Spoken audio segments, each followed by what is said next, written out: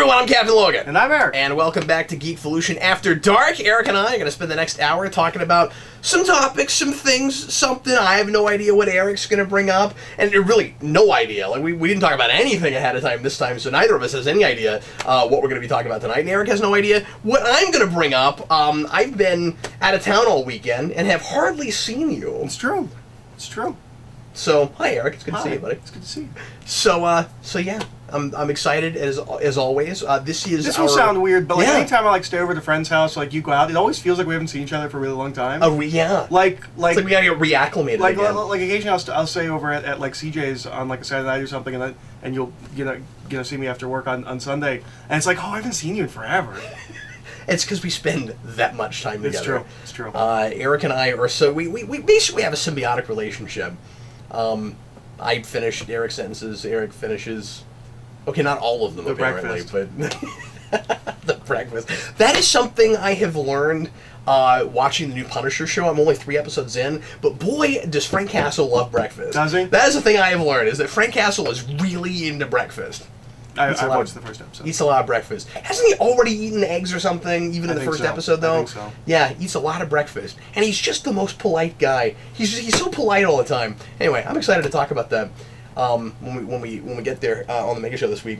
And that's another one of those things where you guys might have already seen us talk about that by the time this goes and on, it might end up not being in the Mega Show. That's right. It could be the week after, because we're going to have Vince there. Barring like Second Coming of Christ, we're gonna have Vince there, and we may have to wait a little bit after the Mega Show if he's not got it yet. But we'll at least do a quick how we felt about on that, and then we'll do more of a spoiler casty kind of thing. Yeah. So anyway, and also if this ends up being, again, I'm not sure how this will line up. The Mega Show might come up before that, but if not, this will be cool information for the patrons. We're gonna have Rasco on the next show. So that'd be cool. I want to have more guests on that show, especially because we're not doing regular spoiler casts and regular live shows right now. Yeah. And people are like, "Where's the rest of the cast of Geekvolution? Where are they?" You know. And we're having a hard time finding time to do other things with people and getting them fit in with things and stuff. Because I really needed my evenings back, and so we're not doing as many evening shows and things like that. But so we're trying to get more folks in the Mega Show when we can. So Rasco and. I think we're going to have Adam at some point do more DS Babylon 5 with us. Yeah. Stuff like that. But anyway, why don't we go ahead and get into our topics for this evening. And Eric, you usually start. Would you like to start again? Sure. Should we just keep the train a-rolling? Sure. All right, so I'm going to do... I've got 2 kind of darker topics I'm going to bookend with. Oh, good. And then the middle is kind of... Let's just do a giant letdown right away. Is kind of... all similar trains of thoughts. Like, you can tell where I was when I was coming up with my ideas. This isn't going to be Hollywood sex scandal part 2, no, is it? No. Both of them are more thought exercises than anything else. Oh, cool. Sweet. So, the first one is... I'm better at those than physical exercise. Well, you just say that right now. The first one is actually kind of inspired. Although, this show, anything goes. We could do physical exercises on this show. That could have happened at some point. We could do push-ups and stuff. Yeah, we could do that. You know, I used to rock at He made curl-ups me when I work was out. a kid, and now I'm not so Really? much. Yeah. It curls? Yeah. No, curl-ups. Right. I've never heard that referred to. Did you just mean crunches?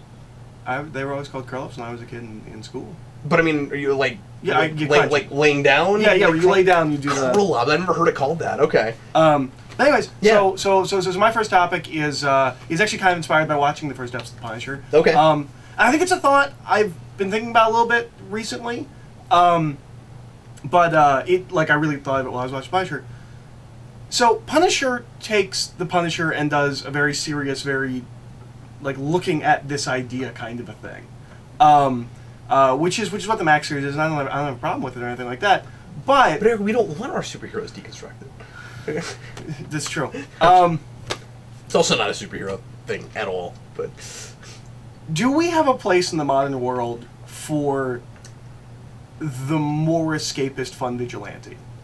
Can we make those movies and comics and things like that anymore with the way the world is right now, especially America, with all the mass shootings and things like that? Because they canceled there was a panel for The Punisher that was at a con the week after the Vegas shooting. They canceled it. Yeah. I got a text message from a friend of mine a couple of days after the Vegas shooting where he's like, So I just went to the movie theater and I saw a trailer for the new Death Proof movie.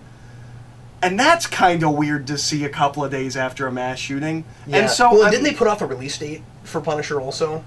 I think they did push it back a couple of weeks. I don't know if that was the reason, but I thought it got put off for a bit. But so, early Punisher comics are a little bit more silly and escapist. I mean, they're not serious and dark, but they're kind of weird. Yeah, and we used some of that's relative to modern sensibilities, sure, also. Sure, but yeah, and we used to make a lot of movies like this and things like that where, like it was dark and gritty in that we were dealing with crime and it was violent, but not the psychological way that we're kind of dealing with it now. Is there a place, especially with all the mass shootings and with how prevalent violence is right now in the media and in our culture and how often it pops up? Can we, like, maybe in good conscience, make kind of escapist vigilante? It's a thing that shows up in The Shadow a lot. The Shadow's hard to write now because he's a very black and white, you murder bad guys. They are criminal and they deserve to die, and almost every Shadow comic we have to publish has to be about how that's not okay. We almost, like, we can't let those characters have the morals they have anymore because we're not still sitting in that place. Yeah, and I feel like we've kind of touched on this idea before, especially on After Dark, where it's like, do we have to, like, put our modern sensibilities on every kind of morality? And I think that's kind of the larger issue at play, because I would make the argument that the characters that already aren't killing people but are vigilante characters, yes, absolutely. Like, you can still tell those kinds of stories with Batman, but at the moment he starts wondering if it's bad to leave the Joker alive, now you're telling that story again, and now it becomes that. But, like, as long as we leave that out of it, it seems like you can still do sort of, more escapist stories with that kind of character. But somebody like the Shadow or Punisher, I don't know. And but I don't know. I think it's a combination of two things. I think some of it is modern sensibilities and how cynical the world feels, and we don't want to be flippant about that kind of that kind of subject matter. But I think some of it is also what's expected from those characters, where we're to a place with both of those as examples, and Batman is this way maybe to a lesser degree because, at least in other media outside of comics, it's become kind of less taboo to do every shade of Batman. But I think there are a lot of characters where people really they've been around for so many decades now that we've now we think at least that we've refined them and this is what they are. So if the Shadow is not a, like, murdering lunatic who thinks he's doing the right thing, it's not the Shadow anymore, and et cetera, et cetera. So I think that's also part of it too, is just expectations of these characters being around for as long as they are, and we think we've refined them. Well, we've talked about before, or it has been brought up at some point. I don't know if we've personally talked about, like, on camera anywhere. We've talked before that, like, part of the problem with the Punisher when you readapt him is, or when you put Punisher in film, especially like in the 80s, is like we had a bunch of those kinds of movies. Like, what was special about the Punisher was he was that kind of character, but in the Marvel universe. In a world where you couldn't do that. When you make a movie, it's just another of a bunch of those movies. Is it, like, would it be not okay to make a character like that, or make a movie like that now that's not a reboot or a re-examination of an old franchise, just a movie about a guy who goes around killing bad guys? Like, can we still do that? Or should we just not, like, right now? And, sure, I mean, so I guess you're kind of asking two questions, right? Is, like, because at first it seemed like the question was, is it a thing that will make money and that people will accept? But it seems like you're also kind of asking about the morality about it. Yeah. I don't know. Is Deadpool okay? I mean, it's really hard not to ask that question. I got my issues with Deadpool. But I think Deadpool gets away with it by being a comedy. By being a comedy, yeah. So then, and even still, we also have to, in my opinion, keep making Deadpool a crazy person, because then it's easier to, well, and some of it too is it's just easier to accept him as a sympathetic character. And if you want to go anywhere but just straight up farcical goofball comedy, with Deadpool, you have to make it disturbing so that we buy that a real person got to this place, and then we can enjoy him on his own level because he lives in his own little world, and it doesn't look like the world we live in. But you're right, like, it does kind of feel like, and this is another thing that you and I are constantly talking about on and off camera, it feels like there's no room for anything in between a lot of things. You're either cute and hilarious, or you're relentless and dark and gritty, and like there's nothing in between. So we can enjoy mass murder as long as it's not about anything. As long as and I'm not saying the Deadpool movie isn't, and it skirts that line in my opinion really well. But especially in also not making Deadpool totally a crazy person. But yeah, it does kind of feel like we're not really allowed to go in the middle. Well, and I don't know the answer to that as far as the moral. The moral question. And what's interesting is it hasn't stopped horror movies. Yeah, and what I think is interesting but about they're that, also comedies much of the time. That's true. And even when they're not straight up comedies, you can make the case for it. And how often are they just commenting on the genre they're in? Which is another way we get away with this kind of thing, right? Where it's as much about doing a commentary. It's almost like a meta. Medium. Yeah, but I think there's still plenty of horror movies that are comics all the time. I don't know if I'd say slashers, but still have that like, okay, so here are the people that are going to get picked off one by one, and it's most of the time like we're going to make them morally reprehensible, so like you want to see them die. But if the like that seems to only be okay because they are the bad guys, they're the killers. Yeah. Because we've described before, the Punisher can kind of be like Jason Voorhees, but he's killing, bad guys, not teenagers. But then that becomes weird now. Or maybe it was always weird. I don't know. Yeah, I mean, I'm only 3 episodes in. I think the new Punisher series is doing that really well. But it's doing that really dark psychological take. It's not like the movies we made in the 80s. Yeah, but it is. But to be fair, it is still. Yes, we have an understanding of why he is the way he is and what his psychology is, but it's still not feeling the need to pigeonhole him somehow into our morality, where it is like the way he looks at the world. But do you get the sense that the show sides with him? Because I feel like that is the thing that we don't do anymore. Like, we will make a movie like that, but I think it's ambiguous about it. Okay.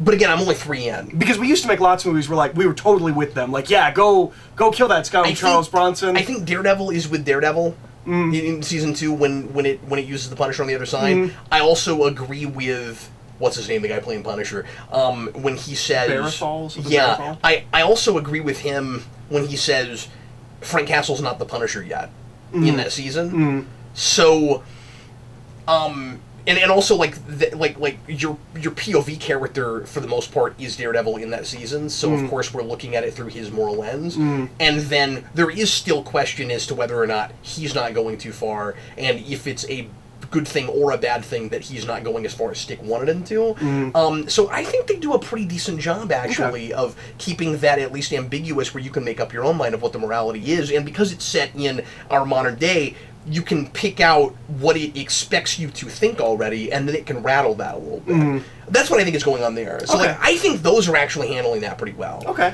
But as far as just a straight-up escapist... you know what, though? I do think we still do this with some action movies. I mean, I think that's more or less what a lot of, like, Takens and those kinds of movies sort of are. Yeah, maybe you're right.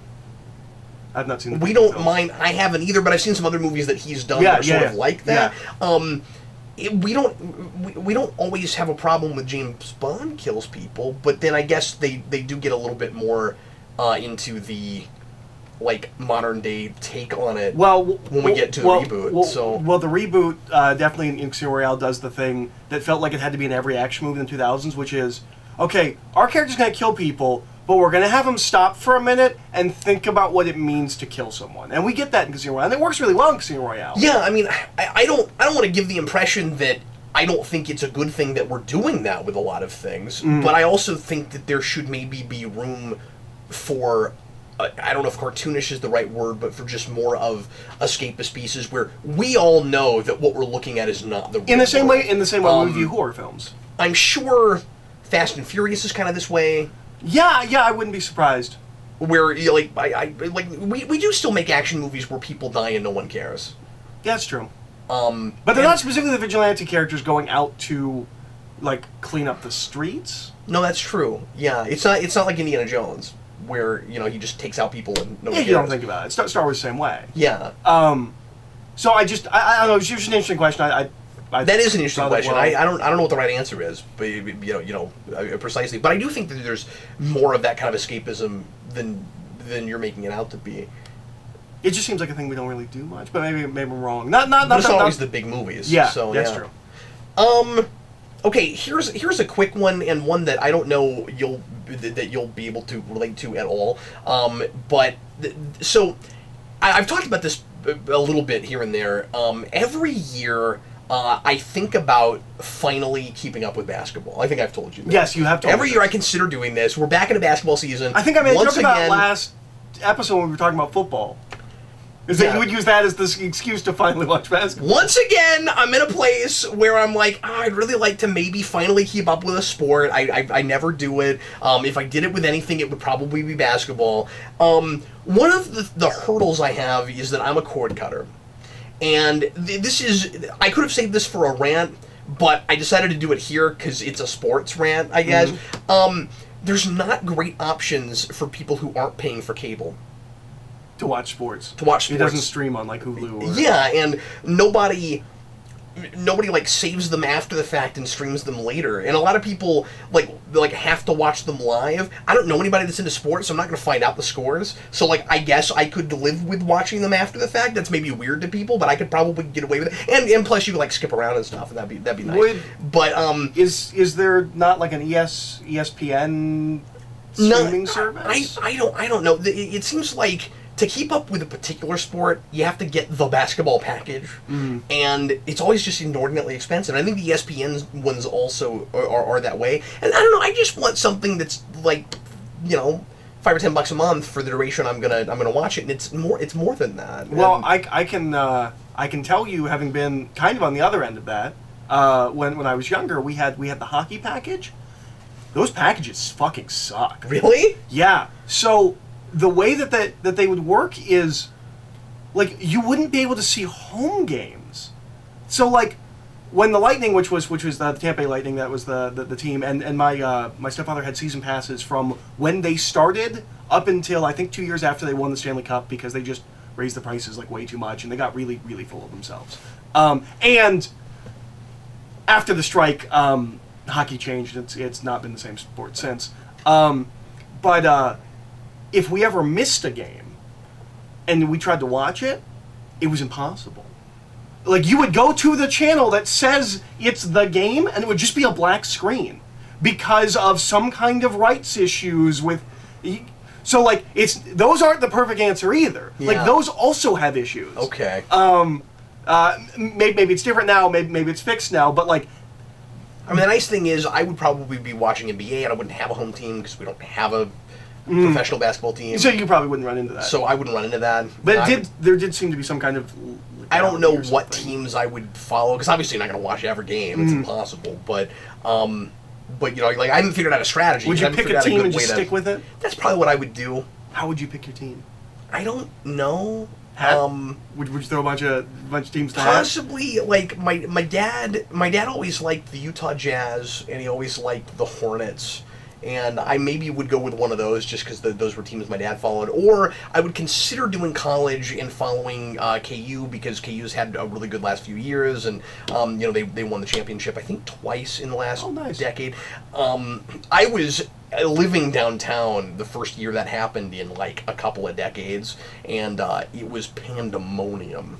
Like, and it was, I mean, till 2 or 3 in the morning I couldn't go to sleep because it was so loud. It was just, and I mean, we were like, right next to campus, because I was going to school at that time and I was walking to campus, and I mean, it was just a wall of sound. It was nuts. But anyway, so I would maybe do that. I would follow the Razorbacks if the Razorbacks didn't suck. Apparently, they're still not in great shape.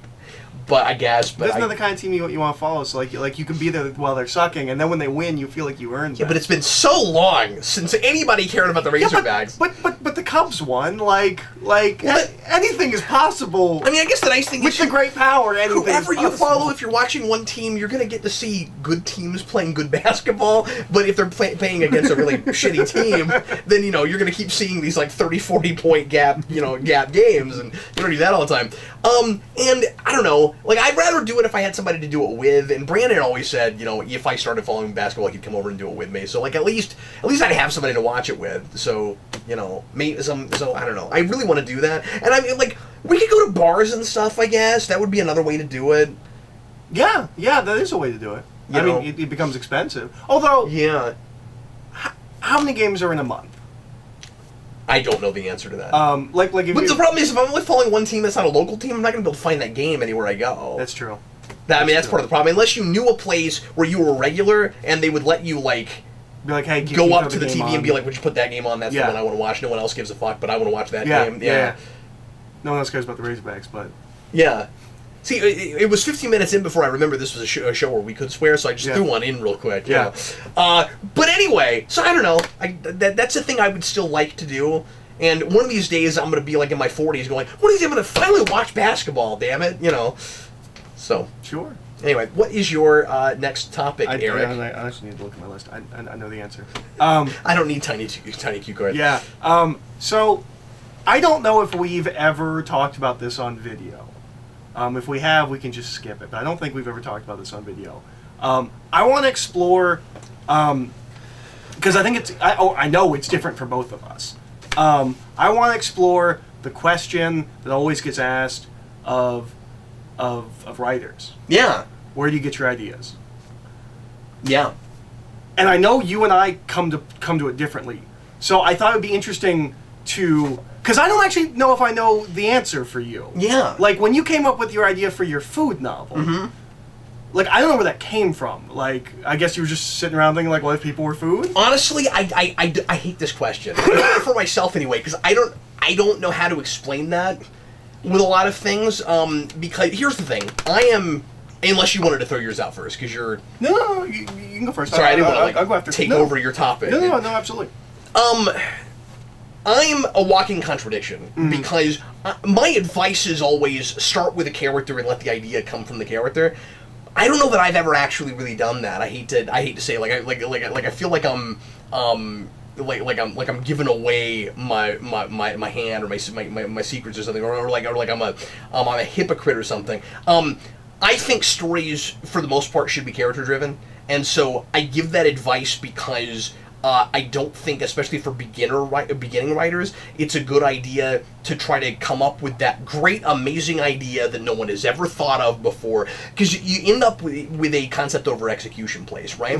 And so even when I start with an idea, I try to come up with a character that fits well into the world that would spawn, and then let that go out of that. It's usually more of like a science fiction what if kind of idea. So when I said, what if we all turned into walking and talking junk food, I needed then characters that were interesting. You see what I'm saying? But much of the time, it's not like I sit around trying to come up with stuff. You know what I mean? Like, it's usually just random shit that hits me. You know what I mean? Or in a lot of it's mood. A lot of it's like, I really feel like working in this kind of realm. You know what I mean? And or like I'm just really into a kind of realm right then. You know what I mean? And so like I guess I was doing more of the quirky cartoon kind of thing right then. And so that was just a notion that came to me. My best ideas seem to almost always come to me in the shower. That is the location. Yeah, you've told me before that you'll take multiple showers when you're working on a project. Yeah. Which is a thing I've never told anybody else, but now I guess people know that. Yes, I'm an open book, I guess. No, I do when I'm working. I didn't know that was super secret and private. It's not, but it just occurs to me that Sarah's the only other person that knew that until you the other day, and now the patrons. But yeah, when I'm working on a rewind, I tend to take multiple showers in a day just to kind of focus. My problem is where my ideas come to me when I'm laying down to go to sleep. And sometimes I will then... I feel like I had that more when I was younger. Yeah. And a lot of its lines, I will...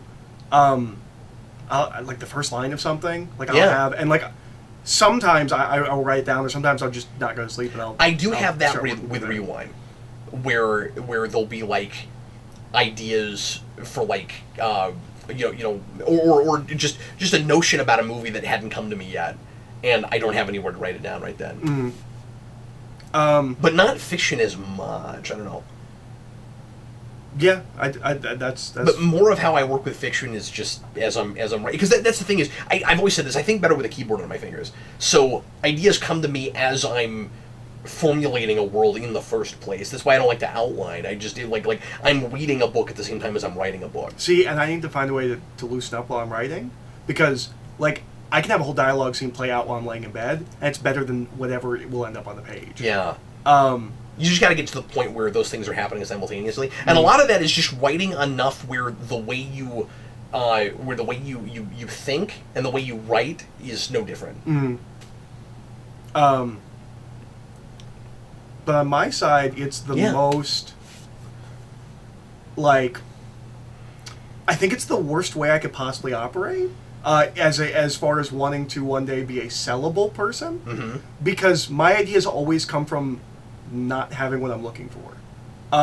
It's a lot of times a void of something. Sure. Or more often than not, it's why doesn't this exist? But I don't know that makes you less sellable, because I think that's where a lot of the best ideas come from, and that means that you're writing for yourself. And so then the question is just, are there other people that are enough like you? That's always the question.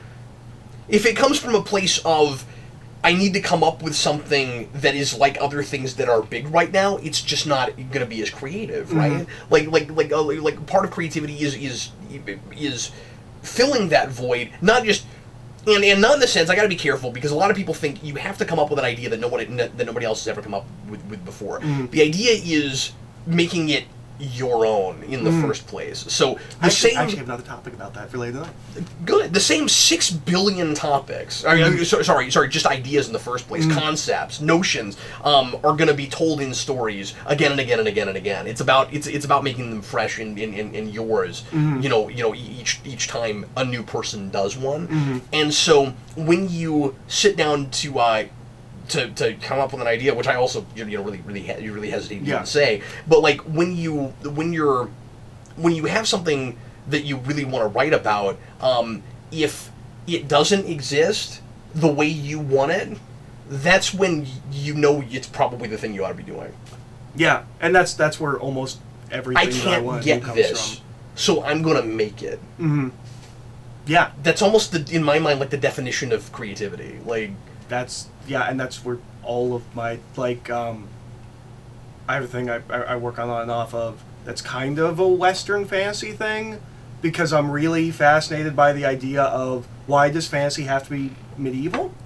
Like, why is that the one time period that we are allowed to, because there are fantasy Westerns, but they're always historical. They're not their own world the way we do with fantasy. But that's for any time period. Like, why can't we just pick any? Why does it have to be medieval? Like, why can't we? Well, it doesn't exist. It's right there. Like, somebody needs to do that.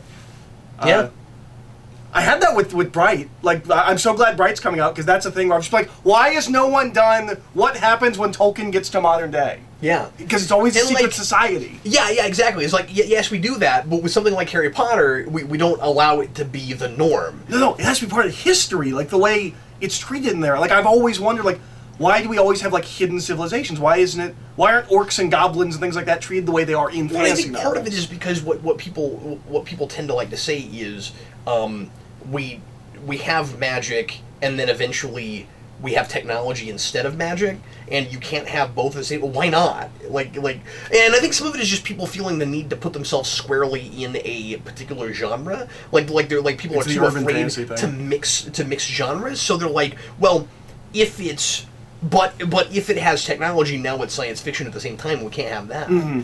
Yeah.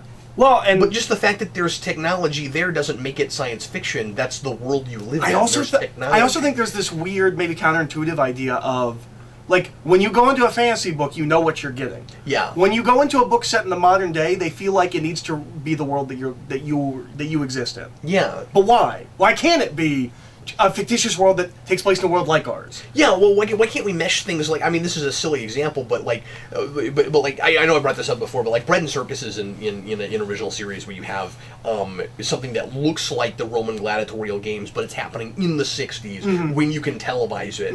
Like, why can't we do that kind of thing? Yeah, with fantasy. Yeah. And that's where most of my ideas come from. Is like, why doesn't this exist? I came up I came up with something that I don't think exists, and I have no story, I have no idea. I just have a word, which is cyberpulp.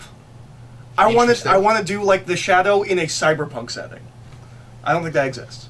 But I also don't think it's bad if you have an idea like that to then like try to create an interesting character and make it work. I just think that if you start from just a world building place and the character's the last thing on your mind, it's probably not going to work. It's less likely to work. Well, and that's I think a huge problem with science fiction fantasy. I also don't mean to say that everything must be literary, but I think more things can get away with being literary than we think they can, and that's why I like to say write literary genre stories. Well, and which is a term I am trying to get mainstream. I'm trying so hard to turn that into a real thing because I think it is. One of my biggest issues and what I kind of want to do if I ever became a writer is I really feel like the adventure novel does not exist. Yeah. One of my biggest problems with, like, I've always talked about, like, my search for Star Wars. I'm always looking for a book that's like Star Wars, and none of them are even Star Wars books, because they're so goddamn political or military-driven, and they're about tactics. I'm like, no, just let me go on an adventure in space with a bunch of cool aliens and sword fights. Why do so many Star Trek novels have to be about fucking wars? Yeah.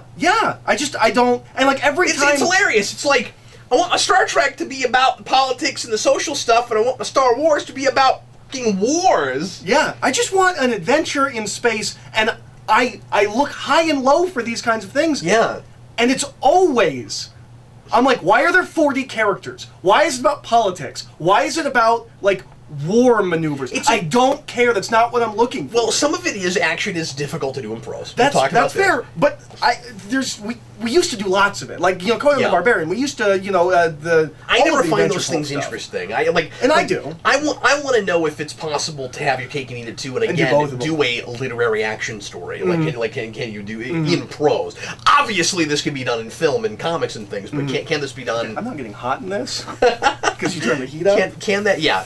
Everyone's gonna see a little bit of skin. I was just trying to help you out, dude. Oh, that didn't work. Oh,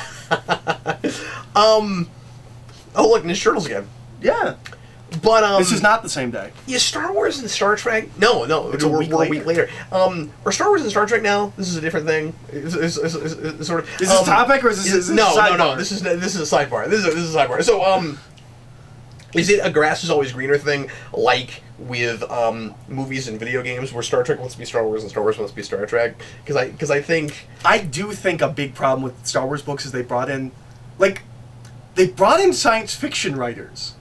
Star Wars is not a science fiction series. No. They also brought in some fantasy writers, but I don't think they wrote the right kind of fantasy. I don't know if there's not pockets where it makes sense to do those sorts of things. No, but those should be the exceptions. Those should be the off series. The main Star Wars book should not be that. By the way, we're going to review this, so I don't want to get into this, but I'm falling in love with Legacy. Oh, it's wonderful. I'm falling in love with it.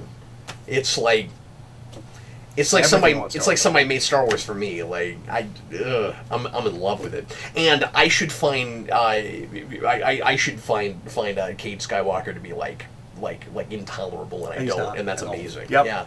Okay. My next topic is I'm gonna skip to one that's related to the one you just somewhat to the one that you just threw out. What sort of fiction would you be least comfortable trying to write? Romance. Yeah. Yeah. Yep. Building an entire narrative around that. I've always wanted to try it. Maybe I should make my Velociraptor a romance novel. Maybe my Velociraptor story a romance novel. Maybe I should do. No. I've always wanted to try that. So I don't know how uncomfortable I would be because I haven't tried it yet. I feel like I could do romance in a heightened sense. I could do something like Princess Bride, where like it's a big, grand, like classical kind of romance. Well, and actually, I have tried my hand at it before, but there's always some kind of a heightened component to it. I don't think I could do or supernatural an entire story built around like a real world interaction romance. I think I could do the epic romance. I don't think I could do... Some of that's an experience thing, though. Because, I mean, like... and I don't mean to, like throw out credentials and be, like, a prick about it. But I had to spend a lot of years in college writing literary and nothing else, and so, like, I'm more comfortable in just real-world settings writing now. Sure. You know, there was that time where I thought that was boring, and now I don't, so I'm more comfortable with it. But And also anything historical. I think I would... That was my big one. Anything historical before the last century, really, before the 20th century. The amount of research like that, I would feel, which is one of the reasons I think I do go to writing fantasy stuff, is like wanting to be like, well, I want it to be like the 1800s, but I don't want to have to know what the 1800s were like. Yeah. I don't want to have to like spend 2 weeks learning about how the railroads were built so I can have railroads. And I think that's part of why I go to quirky. So you don't have to deal with that stuff either? Yeah. It's just a little bit... And I think it just happens naturally. It's not my immediate reason for doing it. It's just more like where I live in my wheelhouse, where it's like, if it's a heightened, weird, kind of quirky world in the first place, you don't have to worry as much about real... I like to write not as real, you know, unrealistic things. I wish we do more of that too. Because you can get away with that. And then if I do something more serious, and again, you can do quirky and literary at the same time. But if I want to do something more serious that's more like set in the real world, it's always going to be present day. Yeah. You're not going to tell a story set in the War of the Roses or something like that. I just haven't spent enough time with it. Yeah, I mean, I spent a whole semester studying Tudor England. I'm never going to be comfortable trying to write that dialogue. Yeah. And then I see what people get away with in comics, and I'm like, well, maybe in a comic book I would try it. It seems like you can get away with anything.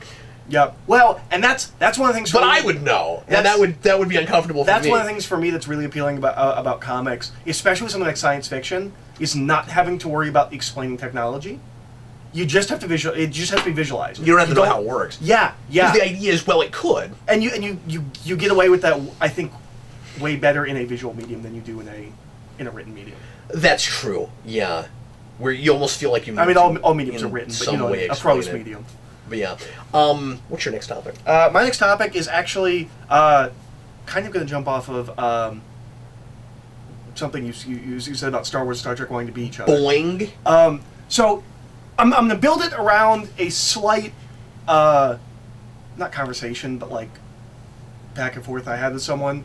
I was complaining about J.J. Abrams. Now, J.J. Abrams made me like Star Trek, and so I want to explore an idea. To be fair, I understand that, and as I've said before, I've met so many people that had that experience and then went and looked up actual Star Trek and then fell in love with it. Sure. And so I will I will all day long give Abrams, like, thank you for bringing back the TOS characters because people went back to original series and liked it. Okay. But anyway. So my question is for the people that didn't do that. Yeah. When does that statement become false? And I mean this for anything. Those movies are so divorced from what Star Trek is. Saying it made me like Star Trek, but it didn't make you like Star Trek. You don't like Star Trek. You like these that movies. Thing. Yeah. Yes. When does that statement become a false thing? Where, like, with a reboot or a remake or anything like that, when does it become, when is it far enough away that, like, when they're like, I love this thing, that you're like, but it's not that thing? I don't know how to answer this without sounding like really elitist or pretentious or something. Like, I think that's really hard. But I'm going to say the first thing that came to mind, which is when you go back to its more pure form and you never like it. That's the first thing. And I think a lot of people do have that with Star Trek, with those movies. No, but again, I mean, a lot of people have the opposite as well. I'm also sympathetic. I also understand people that go back that aren't used to '60s television and go back to that and think it's too it's too hokey looking and they just can't. TNG. But yeah, sure. But you also have people that we're getting. You and I are getting old enough now that we are getting into an era where there are even some people that, dare I say, would go back to '90s television, and it's so different from what they're used to that it seems outmoded and silly or I don't mean all of 90s TV, but especially some things with TNG.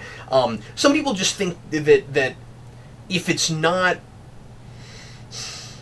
how do I put it? If it's not edgy enough, if like people aren't getting like killed, or people are doing horrible things to each other or whatever, that it's too safe, it's too wholesome, it's not realistic enough. I think there are people that kind of feel that way about things. That's fair. But like it's... And so I guess what I'm saying is, so then they won't take it seriously enough to actually give it its due, and then they'll never understand what the thing is about in the first place. Because if you really know your Star Trek and understand what the whole thing is about, and then you watch the Abrams Star Trek movie, you can see glimpses of it. But it's not at the forefront, and so the ways in which Star Trek is really optimistic about the future don't come out to me in those, and I don't understand how they could to anybody that's not already familiar with the material. Yeah, no, absolutely. And they're, like, because I think there's a line of, like those, the Star Trek movies specifically, I think, are the perfect example of this, where, like, I don't feel like that statement is valid if you're just talking about those movies. Where it's like, well, no, you don't. Yeah. You don't love Star Trek. If someone saw the Iron Man movies and was like, I never loved Iron Man until, those movies made me love Iron Man, I'm going to be sad if they never read the comics.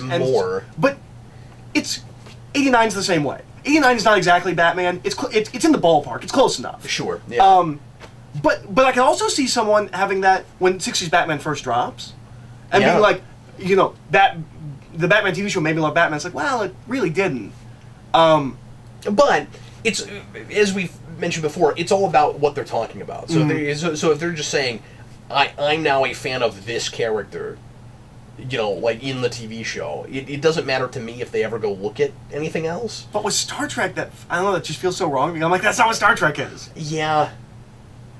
I can't. I'm trying to come up with another like really good example of this kind of thing. Me too. And I'm not thinking of a great one. But like that one specifically, where I'm like, but it's not Star Trek. I mean, I've thought of this with remakes, but most of them are kind of bad and didn't take hold. And when we talk about Carrie, for instance, nobody is ever thinking about the remake. They didn't make any money and nobody saw it. Yeah. But it was also like kind of watered down, and anybody that saw that didn't see the original, I don't feel like they were really watching Carrie.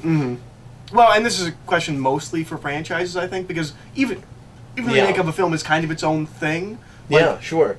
If you saw the remake of this movie and you're like, I love that movie, like that's not being like, it made me realize the worth of this kind of a thing.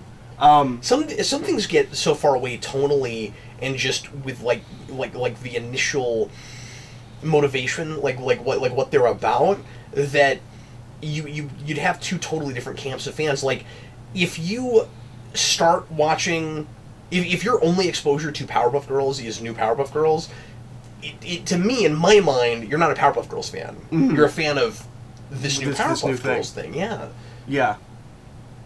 They're doing different things. They're to some degree. And I mean, some of the original humor from that show is there, but I kind of feel like the approaches are different, especially as it continued. It got farther away from the original. It's just not my sensibilities. It's not my thing. I get people that like that show, but they like it for such different reasons that I feel like we're watching different shows. If someone we're fans of different properties almost. If someone saw the new Power Rangers and was like, that finally made me like Power Rangers, but never went back. Yeah, then not really. Like, because it's so different from what it is. I mean, it's drawn from it, but I don't know. I think this is just a weird thing. Like, there's something about the like. And I'm not trying to be a purist when I'm saying that. Honestly, I feel like we're just trying to define terms, really, right? Like, because it's not that. Sticking with Abrams, just because I feel like this is the most popular thing this has probably happened with. Where like people are like, I don't like. My mom's like this. My mom doesn't like Star Trek, but she likes the Kelvin timeline films, and but it doesn't like retroactively like I like the idea of like well now I like Star Trek, but you don't. You like these movies, and they're a different thing. Yeah, some of it is, again, I'm trying to be careful, but some of it also is, well, the reasons you like it are probably, and I mean, I don't want to put words in people's mouths, but like a lot of it is probably because it's more familiar, it's more to your taste already with other things, but you already have those things, so why do you need Star Trek to bring you those things? Yeah, like yeah. it was about something else, and it was unique, you know. And then I use, and then I have a hard time not using Beyond as a case in point, as a case study in, see, look, we could have done both. You could have brought in the action people, and then they could have possibly fallen in love at the same time with what makes Star Trek Star Trek. And I feel like that happened to some degree with Wrath of Khan, and maybe even some others of the TOS movies. Yeah, sure. And then there are ideas there that people grab onto, and they go, oh, Star Trek doesn't have to be boring. If someone watched Wrath of Khan was like, because like that movie finally made me like Star Trek. I mean, see it more. One that's not divorced enough from Star Trek. Like, I don't think you could go back to the TV show. Yeah. But like, I don't know. I think it's interesting. Once I guess really what, because it's not even passing judgment on the Kelvin Star Trek film. Oh, sure. Yeah. It's the when does it mutate into something so far away from what it starts as that like it really is a different thing. Yeah. Good or bad, it's really a different thing. How far did DCEU have to take Superman before he wasn't Superman anymore? Yeah, because somebody saw BVS and was like, well, I finally like Superman. I'm like, well, but you don't. Yeah. But yeah, so there's no resolution to any of the questions I'm bringing up today. So no, they're too big, and I can't get my mind around. We need Galactus, we need a. Galactus wouldn't know what to do with that. He'd just eat it. He'd just eat it. Yeah. Okay, so which one do I want to? Okay, this will be a quick one. This is just a statement I want to make. I don't know if I've ever said this on camera before. I know back when Vince and I had a podcast, we talked about this, but it's been a really long time. I just want to throw a statement out there. Christian in music is a topic, not a genre. Yes. And that has always driven me insane. Yes. And I just, somebody had a Christian radio station on over the weekend, and it made me think of that again, and I always just, nails on a chalkboard, I just cringe, and it makes me so angry, because we water it down because it's commercial, right? Where it's like, where it's like, we've got to sell Christianity to Christians through music, instead of just making songs and playing with music and trying to innovate in any way at all. And it's good because we all agree with the message. Yeah. And much of the time, it's completely superficial. And there actually is no message, and there's no substance whatsoever. So I've... And my own feelings about religion in general aside, that just drives me absolutely bonkers off the wall.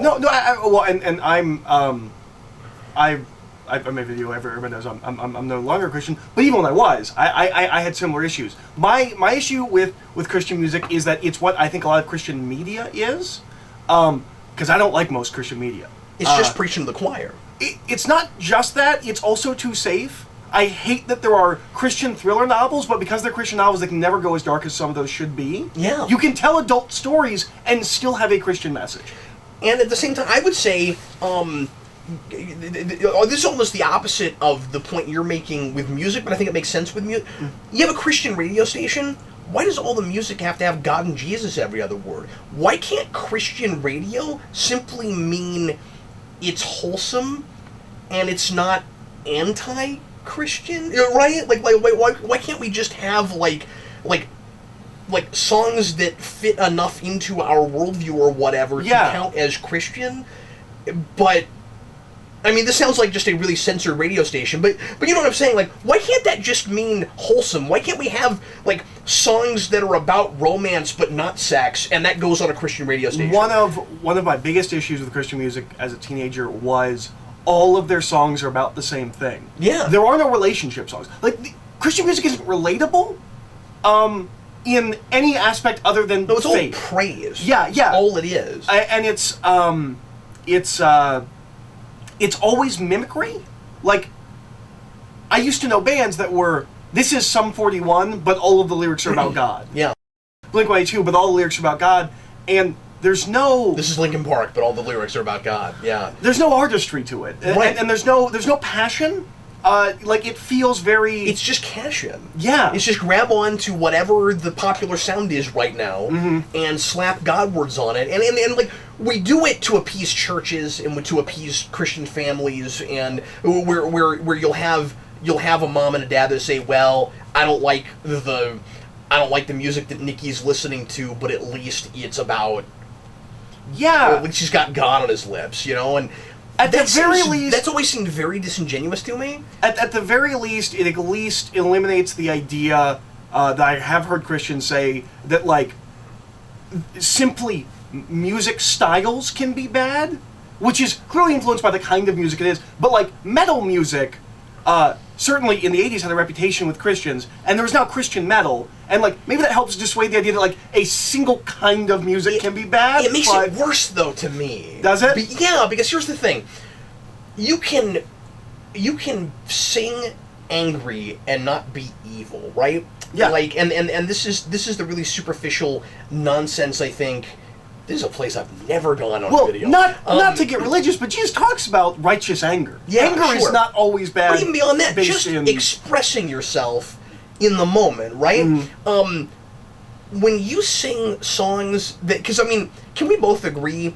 I'm not saying it's evil. I'm not saying it's sinful. Can we both agree that a lot of metal, it just sounds angry? Yeah, absolutely. It doesn't make sense to, like, you don't hear like a lot of it anyway, like really angry, rough and tongue, like roar kind of metal song, you know, where you have the yelling in the middle, right? Death metal, where it's like a guy proposing to his girlfriend, or like unless it's intentionally a joke song. Exactly, but like usually it's about I hate you, or you fucking suck, get out of my life. Yeah, you know that kind of stuff. Again, I'm not saying that that's inherently bad or evil. It seems kind of wrong to put the, like, exalt and praise Jesus lyrics in that. No, that makes it worse. because it really is just straight up cash in, right? Like, I just think some of those Christian organizations and companies should be ashamed of themselves. I think a lot of... I'm going to put it this way. I think a lot of Christian merchandising is just as soulless and as cynical as any other kind of merchandising. That's the point I'm trying to make, and you just articulated it much better than I did. Yeah. Exactly. It is just more companies selling you product. Can't we do that in a more imaginative and creative way, and can't we do it in a more substantive way? Like Bible Man. Like Bible Man, I guess. But yeah, no. That's at least having more fun with it. No, I've always had issues with most Christian merchandise, and it's why I think The Stand is the greatest Christian novel ever written, because it's written by Stephen King, and he's able to go to real, actual places and character places, but also be a story about God and the devil. Well, I mean, look, Cloud 10 is one of the most exploitive, like, movie houses I've ever seen, and yeah. Anyway, so here's a place I never thought we'd go. What is your next? How much time do we have? According to this, 8 minutes, but I'm willing to go a little bit longer. If Okay. Because I've got 2 time sets, obviously. Man cannot live by the clock alone. Because my last one will be quick, because it's really just a question for you. All of mine tend to be connected to things that you've brought up. Because, weird. It just because we have a symbiotic relationship now, and we're the same person. But one of the things that I'm kind of getting tired of. Come live in the Batcave. It'll happen to you. One of the things I'm kind of getting tired. I want to say tired of in like a really bad way, but like I feel like, and this is largely a science fiction fantasy problem, but I think superheroes have this to some extent too, which is we've become obsessed with subverting. We've forgotten.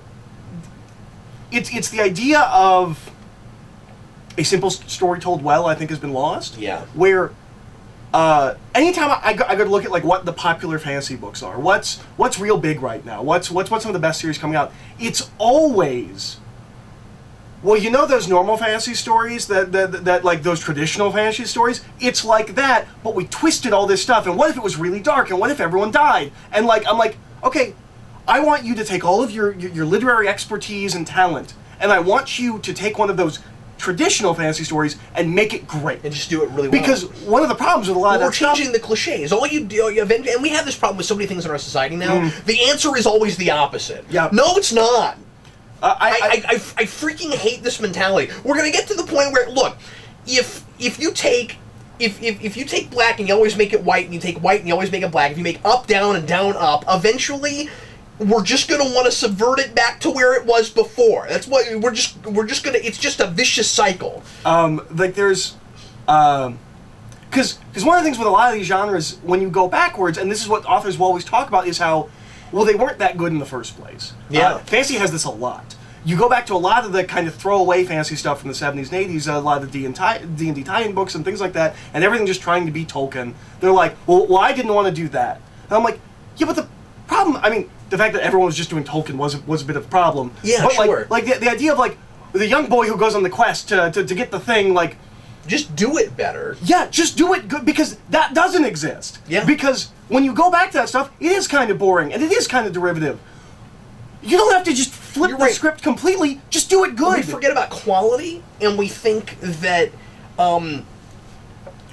because of the sheer amount of it, because it was oversaturated, it should all count as having been done. But if it was all sucky, then we should forget it. It's a mulligan. Yeah. And I feel like so many genres right now are in this place You're where absolutely right. It has to be... Well, how many cliches do we try to subvert to the point where you don't even remember the last time you actually saw it? Yep. Vampires. I always bring up vampires. Like, when was the last time we had a classic vampire movie? We're so concerned with not making that, but I'm even no one stops notice we haven't made one in 20 years. I'm trying to think of a good example. I'm even thinking just like within a story, like because you're always complaining about the kind of tongue-in-cheek, like Whedon thing where commenting on itself while it's happening. You comment on itself while it's happening. It's like you think it's this thing, but I don't think it's that thing anymore because I can't remember the last time I saw it. You know what I mean? Like, you take the standard like girl in an alleyway who's getting attacked by someone. Classically we kind of open the first episode of Angel with that, and then it turns out that she's the bad guy. When was the last time you saw the girl? When was the last time you actually saw that? I mean, and we keep playing. I guess every now and again we do just straight up do that, but usually when we do it, it's that subverting thing where, okay, I know something else is going to happen. They're trying to make me think that you can't surprise me with it now. Well, it's that thing that I have an issue with. You would surprise me more if it was that scene done well. Well, it's a thing that I had an issue with in both Ragnarok and Guardians Volume 2, where, like, you get to the point where you're, like, counting the beats. We're like, okay, this scene's playing serious. 1, 2, 3, joke. Yeah. Well, now you can tell, but it's again, it's a little bit disingenuous, right? Like it's trying to dupe you into thinking we're still using those cliches. That those cliches are still around. Yeah. Or the stereotypes are still the stereotypes. Yeah. Yeah. And I'm not saying they should be. I'm not saying that, like, well, what we need to do is go back to where this is how everything did it, and then every 10th thing we can fuck with it. Yeah. That's not what I'm saying. No, it's my constant thing of just tell a good story and don't feel like you have to always comment. We're doing it all this way. Just do a bunch of different things. I love meta commentaries. I love Cabin in the Woods. I love things that do comment on themselves, but it can't be everything. Yeah. It's just it's too much. Well, and then what are you even commenting on? Precisely, yeah. I guess the point we're trying to make is the status is not quo. Yeah, that's what we're saying. That's exactly what it is. We're like, well, look at all the standard tripe everybody does. The standard tripe everybody does now is look at the standard tripe everybody does. Yeah, that's exactly what it is. And I'm not saying that none of it's good. No, a lot of it's good, but I do. But it's getting to the point where it's not about anything while it's pretending like it is. I'm really longing for some just really good or we're just numb to it. That's what was so great about John Wick, the first one. I was like, this is why because I hate the idea that to be good you have to be original, and if you are not, you are bad. John Wick is a perfect example of here's a movie we've all seen 100 times done really well. Levels of originality, you know what I mean? I mean, there's when you're literally just plugging in and doing something somebody else did. Yeah, exactly. Like borderline plagiarism, but like. But I felt like John Wick was a thing I had never seen before. But I feel like it's like built, I had. Yeah, but it was presented in such a way. It's a real simple story told really well. Yeah, and I wish we would do more of that and stop. And trying it was so to, fresh, right? Yeah. Yeah, because it felt like nothing else that we've had for a long time. And it also brought its own voice and spark to it. It told that story we've seen 100 times really well and uniquely. So my next topic, we had a minute and a half on the clock. I'm gonna go a little bit longer. Sure. Because I'm having a good time. And Yeah. We have good topics tonight, I think.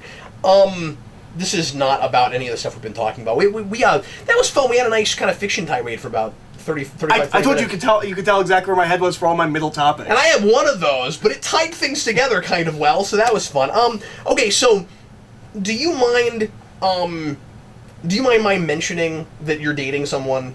I mean, we've brought it up at least twice on the channel. Have so we far. not? Yeah. Have we? Okay. Yeah, because I talked about the Porg and Oh, that's right. Yeah. I didn't want to go into a place you didn't want to talk about. No, sure, yet. absolutely. So, and this is going to be me like talking about your girlfriend. Eric has started dating a girl who I like a lot. By the way, let me just go on record to say I like her a lot. She's great. That is a thing that if everything goes well in my life, I will never have again. And I kind of miss it. A new relationship? Yeah, it just the early days of dating. Not a new not like I wish I could date another person besides my wife. That's not what I'm saying.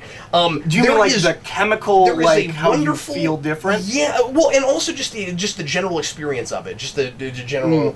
I don't know what. Learning about somebody and exactly, yeah. It's like a phase of my life that is gone now, or I'm older and.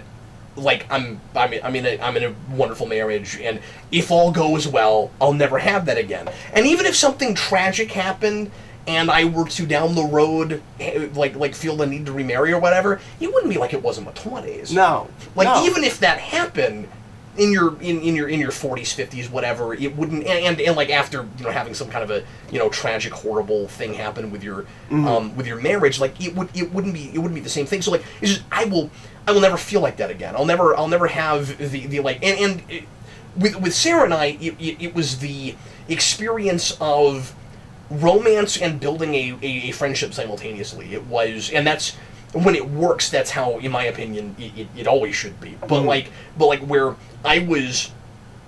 Like getting to know my best friend at the same time as I was falling madly in love with someone, and sometimes I just kind of think back nostalgically to those early days when Sarah and I were dating, and we'd be talking for 5 hours, and those hours we'd lose time, we'd forget what we were doing, where we were, and I don't know, it's just and some of it, of course, has to do with youth.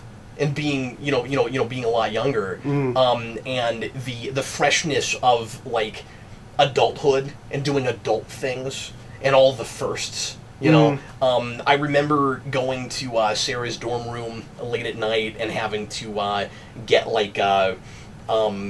get signed in and out if I was there too late, and just weird things that you'll never have to think about or worry about again. Well, and I mean there is a chemical component to that. Sure. Like the beginning of a relationship feels different than any other time in your life because your body doesn't do that. Yeah. Other than in the early stages of that.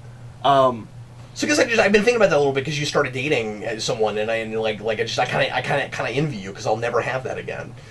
Yeah, I have that with a lot of things, not with that obviously, but I have that with a lot of things. So I'm like, I'm never gonna feel like that again. Yeah. Which is kind of your, I mean. And you have that with a lot of first times that you enjoy something. Like I wish I could read that book again for the first time. Yeah. This is a little bit like that, but some of it also is just the mixing in all those experiences when I was a lot younger and like I was getting out of my parents' house and living on my own for the first time and getting my first job. Like all of that stuff was happening at the same time as Sarah and I were getting serious. So I guess for me personally, with my own life, it's a blend. Well, it's a lot of it, or it's a thing you talk about. The time is a train station you can never go back. You can never go back to. Yeah. But I think some of that's interesting. That like. Almost like sense memory kind of it. We're like, you'll never feel like that again. You'll never feel like you did when you were 12 again. Like think of something you did when you were 12. Like you won't feel like that again. But then every now and again, you'll have some kind of sensory input that reminds you of take you back to that for a brief second, and it's almost like a dream that all happens in just a second or two. Especially with smells. Yeah. And I don't know why that. I mean, obviously this is a scientifically proven thing. Like I don't know why smells are that's the one sense that most takes you back to a memory and makes it vivid again. Yeah. But I don't know if I ever told you this. So I was waiting tables in the mid 2000s and early 2000s. This was just after I started dating Sarah, and there was a lady that I was waiting on who was wearing the same perfume that my ex-girlfriend used to wear, who I had a real, kind of rough breakup with, and it was hard to finish my shift that night. Mm. That kind of thing is just really interesting. Yeah, yeah. Just, I don't know. The human body is very interesting, and the human mind is interesting, and how it all works. And we are more driven by chemical reactions than any of us want to admit. Absolutely. Absolutely. And that has so much more to do with identity than any of us want to admit. We say we're a sum of our experiences, and I say that a lot. I talk about that a lot. We in rewinds with movies that talk about that, but some of it's experience and some of it's the physical makeup, the chemical makeup. I can get lost in the idea of how much I don't exist on the subatomic level. Like, when you keep going far enough, I am saying what I'm saying right now. I want to believe and I think that what I'm saying right now is something that I'm choosing to say. But when you go deep enough, it's just neurons firing, and I want to believe that I'm choosing to do this, but it's all chemical reactions within my body, and that's weird. Yeah, I mean, there's entire branches of psychology that suggest that it's possible that everything you do is technically predetermined by your the processes of your body, which is a horrifying thought. Yeah, because we're and in the moment does not seem to be true. Yeah, because I can choose to slap you in the face right now or not slap you in the face right now, and I'm not going to, but I could. But the reason that you choose to do that is because of chemicals and things in well, like your it's body. Impulsive, you know what I mean? Like I could go ahead and do that, but then we could track it back and figure out what led me to the stupid impulsive place to hit you in the face, and then obviously inevitably you land in the hospital. Like what is the cause of that? Anyway, so what's your last topic? So my last topic is, all right. So I said I'm bookending with dark. Okay. So it's gonna be a real fun way to end the show. Well, you went first, so I should have one more if I have one worth doing. That'll throw out real fast. Okay. Yes, mine will be, my last one will be very fast. Okay. Go ahead. So, in doing your research for your food novel, you found out a lot of things about the planet and the way that we've treated the planet, and where we're going. Sure did. And all of that. And you made a comment the other day about, in 20 years, we're not going to have air that we can breathe. And it's, or at least it seems... Yeah. Yeah. But you're clearly thinking about those things that comes up sometimes. Like you'll say something that clearly comes from all this research you did. If you knew the things that you know now about the world, and about where it seems like the world might be going and what we've done to the world, would you have chosen to have children in the first place? Yeah. You would still let them go into that world? Okay. Yeah. Okay. It was just something. Yeah, I was because. Yeah, and I felt the need to just say the first thing that came to mind and not overthink it or hesitate or anything. No, I think I probably would have, unless we were because some of it is uncertain future, you don't know for sure, and you only live once, and you only have so much time on the earth, and you can't make you can't never take risks. And you can't make, and I realize it's people's lives or lack thereof that you're playing with, I guess, but it's a number of things. Okay, one of them is if you think the world is on fire, the only thing that can solve that problem is good people making sure there are more good people left. So there is a part of me that if I think I have any sense at all about the way the world ought to be, or if I have anything to contribute at all, and if I'm a good, sane, contributing to society kind of person, that maybe I have some kind of a duty to do that if I'm in a place where I can. Maybe. And I'm not saying that I just had kids out of some kind of obligation, or this sure. just out of obligation. But you hear people say, well, the right kind of people need to be having kids. And this sounds really pretentious, but if Sarah and I are, in our own minds, the right kind of people, maybe that's a good idea. Maybe it's a good idea. It's not the only. That's not the only reason. It's not the only factor. Some of it also is too damn curious to know how they would turn out. And if again, uncertain future. Mm-hmm. If we all lived in a biodome and there weren't enough resources to go around and most of the kids were starving, yeah, I probably wouldn't have kids. Mm-hmm. That's not the world we live in right now. Yeah. And for the foreseeable future, it doesn't seem like, at least in the country we live in, that there's too much danger of at least my kids not being able to function in society. Now, down the road, it could be harder. But yeah, I don't know. And maybe that's not a good reason. But it doesn't seem immediate enough. You blindsided me with this question. Sorry. No, that's okay. That's okay. But I don't know. My immediate reaction is, yeah, probably not. And I know that would be Sarah's answer. Well, I mean, I probably would. Is what I'm saying. I think that would be Sarah's answer. One of the things that a phrase, if you will, that I think repeats a lot. I think probably as early as the 70s, maybe even the 60s.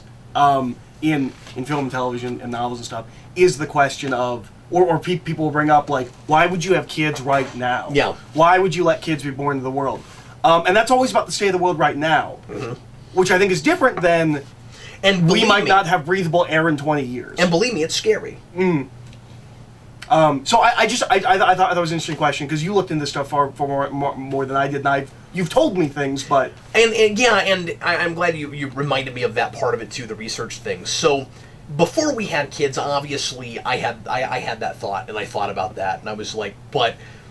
Like the world is so scary and so scary already in my mind, without being ignorant of some of the things that I didn't know. And I'm sure there are all kinds of other things in the world of politics and the world of corporations, et cetera, that I'm not aware of. That if I knew, if the curtain was peeled back, I would be horrified and I would run into oncoming traffic. On purpose, like not really, but I would have that thought. You know what? This is the thing that would make me want to run into oncoming traffic. But I already had the thought before of maybe the world is so bad it's a bad idea to bring kids into it. I don't know if what I know now is bad enough. Okay. Is just even worse enough. Where it's just like, I think at some point there's the threshold where you're like, shades of gray, man. People are good and they fucking suck. You know? I guess the good offsets the bad enough. I meet enough good people that it feels like there's still enough hope that I want to help the world by trying to hopefully put more good people into it. But how does that work with the environmental kind of a thing? Like, if in 30 years the world looks like Mad Max, or something like that... Do we know that it's not reversible in some way? No, I guess we don't. Yeah. I guess we don't know that. I mean, like... you did more research than... I didn't do any research. You're gonna... Well, and I didn't do a whole lot of environmental research. But it came up in your... It did come up, yeah. I mean, there's a lot of stuff that we seem to be doing that is gonna be harder and harder to reverse as we move along, and as a lot of people's, and I don't want to sound super preachy when I say this, but while a lot of people's mindset, especially in business and politics too, I mean, they're kind of married, is beat last quarter, as opposed to make sure that we have food and breathable air, and that we don't fuck up our planet to the point where we need to leave it, but we don't have any way to do that or any place to go. And yeah, there's questions of like, there's all kinds of things I could argue with myself on the other side. Yeah, but overpopulation, but this. Well, and how much would you hate it if you didn't have kids and we did ruin the planet, but by the time you're 40, we've terraformed Mars and we're living on Mars? Yeah, exactly. I mean, that's like by the time you're 40, but because that's what, 8 years, 7 years. But you know what I mean? Like there are, I guess, what'd you say? Indeterminate future. It's just it's you don't know for sure, where it's going. Now, I guess then the question is, if we get to a place where it sucks so much more for our kids than it did for us, am I going to resent myself for having had them? This is, I mean, you said we're going to dark places. I'll take this to a dark place. Okay. How do you think how do you think parents felt when their kids had to go to internment camps? Yeah. In World War II. I Yeah. mean, like, anything can happen. Yeah. You just don't know. You can't live your life like that. Mhm.